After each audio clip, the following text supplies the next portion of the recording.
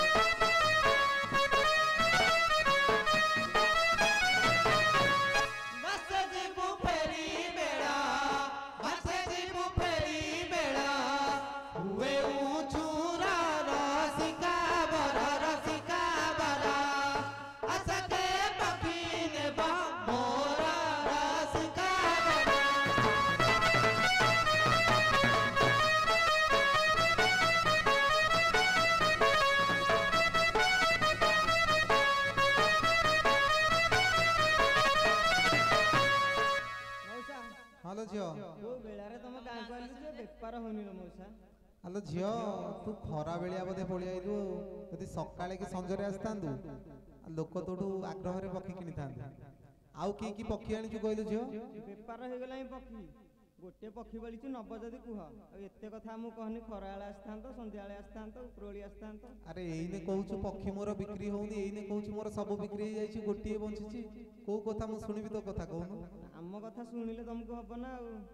अच्छा झियो जो नेलिया पक्षीटा केते टका नबु कहलु दियणा दिसुका सुका पक्षी हुए बिका है सुका पक्षी हुए